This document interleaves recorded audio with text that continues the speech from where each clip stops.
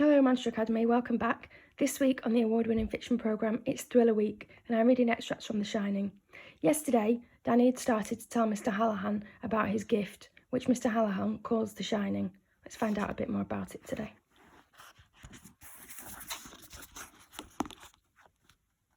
Is there more for you? Sometimes, Hallahan said. Not often, sometimes. Sometimes there are dreams. Do you dream, Danny?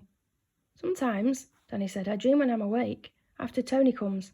His thumb wanted to go into his mouth again. He'd never told anyone but Mum and Daddy about Tony. He made his thumb-sucking hand go back into his lap. Who's Tony? And suddenly, Danny had one of those flashes of understanding that frightened him most of all. It was like a sudden glimpse of some incomprehensible machine that might be safe or might be deadly dangerous. He was too young to know which. He was too young to understand. What's wrong? He cried. You're asking me all this because you're worried, aren't you? Why are you worried about me? Why are you worried about us? Hallahan put his large dark hands on the small boy's shoulders. Stop, he said. It's probably nothing. But if it is something... Well, you've got a large thing in your head, Danny. You'll have to do a lot of growing yet before you catch up to it, I guess. You've got to be brave about it. But I don't understand things, Danny burst out. I do, but I don't. People, they feel things and I feel them. But I don't know what I'm feeling. He looked down at his lap wretchedly. I wish I could read. Sometimes Tony shows me signs and I can hardly read any of them. Who's Tony? Hallahan asked again. Mummy and Daddy call him my invisible playmate, Danny said, reciting the words carefully. But he's really real. At least, I think he is. Sometimes, when I try real hard to understand things, he comes. He says, Danny, I want to show you something. And it's like I pass out, only there are dreams, like you said. He looked at Hallahan and swallowed. They used to be nice, but now...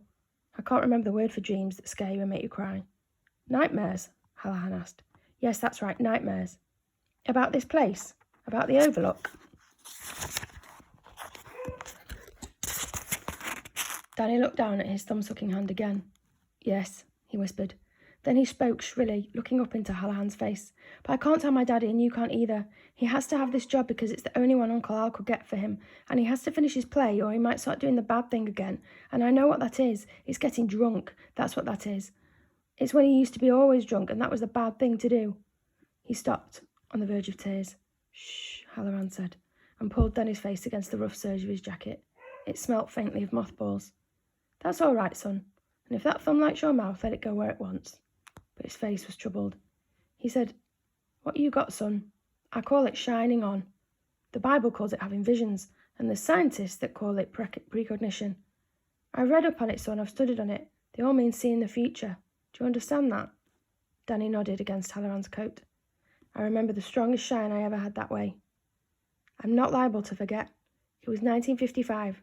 I was still in the army then, stationed overseas in West Germany. It was an hour before supper, and I was standing by the sink, giving one of the KPs hell for taking too much of the potato along with the peel. I says, Here, let me show you how that's done. He held out the potato and the peeler, and then the whole kitchen was gone. Bang, just like that. You say you've seen this guy Tony before? Before you've had dreams? Danny nodded. Hallahan put an arm round him.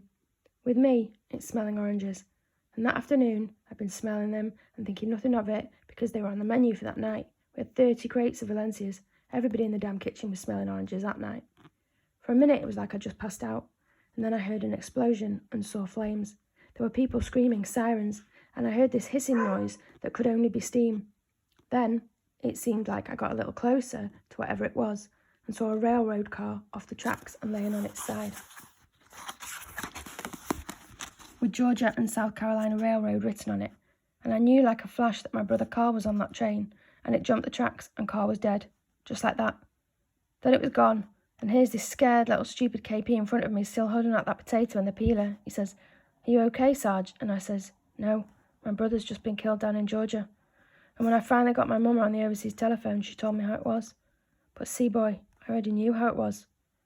He shook his head slowly as if dismissing the memory and looked down at the wide-eyed boy. But the thing you've got to remember, my boy, is this. Those things don't always come true. I remember just 4 years ago I had a job cooking at a boys' camp up on Maine on the Long Lake. So I'm sitting by the boarding gate at Logan Airport in Boston, just waiting to get on my flight, and I start to smell oranges, for the first time in maybe 5 years. So I say to myself, my God, what's coming on this crazy late night show now? And I got down to the bathroom, and I sat on one of the toilets to be private. I never did black out, but I started to get this feeling, stronger and stronger, that my plane was going to crash. Then the feeling went away, and the smell of oranges, and I knew it was over. I went back to the Delta Airlines desk and changed my flight to one 3 hours later. Do you know what happened? What? Danny whispered. Nothing, Hallahan said and laughed. He was relieved to see the boy smile a little too. Not one single thing. That old plane landed right on time without a single bump or bruise. So you see, sometimes those feelings don't come to nothing. Oh, Danny said. Or you take the racetrack. I go a lot, and I usually do pretty well. I stand by the rail when they go to the starting gate, and sometimes I get a little shine about this horse or that one. Usually, those feelings help me get real well. I always tell myself someday I'm going to get 3 at once on 3 long shots and make enough on the trifecta to retire early. It ain't happened yet, but there's plenty of times I've come home from the track on Shank's mare instead of a taxi cab with my wallet. With my wallet swollen up. Nobody shines on all the time, except for maybe God up in heaven. Yes, sir, Danny said, thinking of the time almost a year ago when Tony showed him a new baby lying in a crib at their house in Stovington. He'd been very excited about that and had waited, knowing that it took time, but there'd been no new baby. Now you listen, Hallahan said, and took both of Danny's hands in his own. I've had some bad dreams here, and I've had some bad feelings. I've worked here 2 seasons now, and maybe a dozen times I've had, nightmares. And maybe half a dozen times I've thought I've seen things. No, I won't say that. It ain't for a little boy like you. Just nasty things. Once it had to do with those damn hedges clipped to look like animals. Another time there was a maid, Dolores Vickery her name was, and she had a little shine to her, but I don't think she knew it. Mr. Ullman fired her. Do you know what that is, Doc? Yes, sir, Danny said candidly. My daddy got fired from his teaching job, and that's why we're in Colorado, I guess. Well, Ullman fired her on account of her saying she'd seen something in one of the rooms where a bad thing happened. That was in room 217. And I want you to promise me that you won't go in there, Danny. Not all winter. Steer right clear. All right, Danny said.